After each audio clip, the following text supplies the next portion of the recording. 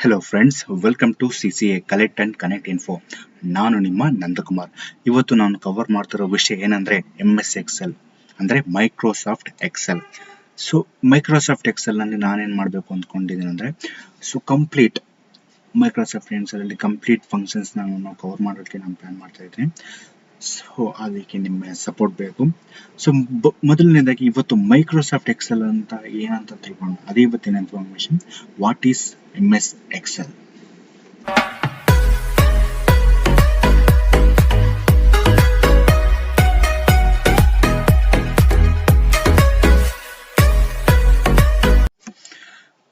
Okay, Excel ಅನ್ನೋದು spreadsheet program application.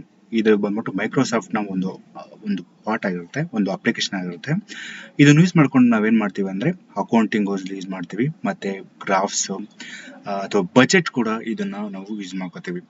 So ಮೊದಲನೇದಾಗಿ ಏನನ್ನ ಇರುತ್ತೆ ಅಂತ ನೋಡೋಣ. ಫಸ್ಟ್ ಇದನ್ನ ಏನ್ ಕ್ರಿಯೇಟ್ ಮಾಡ್ತೀವಿ ಅಂದ್ರೆ ಒಂದು ವರ್ಕ್ ಬುಕ್ ಅನ್ನ ನಾವು ಕ್ರಿಯೇಟ್ ಮಾಡ್ತೀವಿ. ಯಾವ್ದು ಬೇಸಿಸ್ ಮೇಲೆ ಅಂದ್ರೆ ಶೀಟ್ ನ ಬೇಸಿಸ್ ಅಲ್ಲಿ.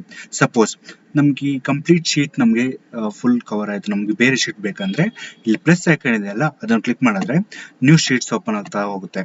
ಸೊ ಈ ನ್ಯೂ ಶೀಟ್ಸ್ ಓಪನ್ ಆದಾಗ ನಮಗೆ ಒಂದೊಂದು ಶೀಟ್ ಅಲ್ಲಿ ನಾವು ನಮ್ಮ ಡೇಟಾಗಳನ್ನ ಎಂಟ್ರಿ ಮಾಡ್ಕೋಬಹುದು. ಸೊ ಯಾವುದೇ ರೀತಿ ಪ್ರಾಬ್ಲಮ್ ಇರೋದಿಲ್ಲ.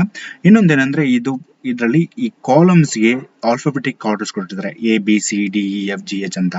ಇದರಲ್ಲಿ ರೋಸ್ ಗೆ ಬಂದ್ಬಿಟ್ಟು 1 2 3 4 ಅಂತ ನಂಬರ್ಸ್ ಕೊಟ್ಟಿರ್ತಾರೆ.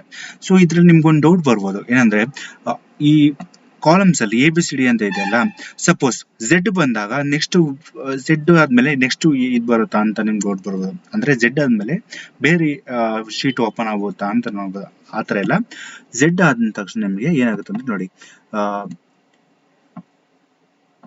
Z ಆದ್ಮೇಲೆ ನಿಮ್ಗೆ ಈ ತರ AA AB AC AD AE ಈ ತರ ಒಂದು ಕಾಲಮ್ಸ್ ಬಂದ್ಬಿಟ್ಟು ಕಂಟಿನ್ಯೂ ಆಗುತ್ತೆ.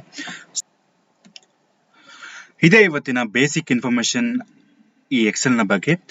ಇನ್ನು ಬರುವಂತ ವಿಡಿಯೋಗಳಲ್ಲಿ ನಾವು ಎಕ್ಸೆಲ್ ನ ಕಂಪ್ಲೀಟ್ ಎಕ್ಸ್ಪ್ಲೇನ್ ಮಾಡ್ತೇವೆ. ನಾವು ಎಕ್ಸಾಂಪಲ್ ಈ ಫೈಲು ಹೋಮ್ ಇನ್ಸರ್ಟ್ ಎಲ್ಲದ್ರ ಬಗ್ಗೆ ನಾವು ಎಕ್ಸ್ಪ್ಲೇನ್ ಮಾಡ್ತೀವಿ. ಒಂದೊಂದು ಸ್ಟೆಪ್ ಬೈ ಸ್ಟೆಪ್ಸ್ ವಿಡಿಯೋಸ್ ನ ಅಪ್ಡೇಟ್ ಮಾಡ್ತಾ ಇರ್ತೀನಿ. So please subscribe my channel and hit the button. Thank you.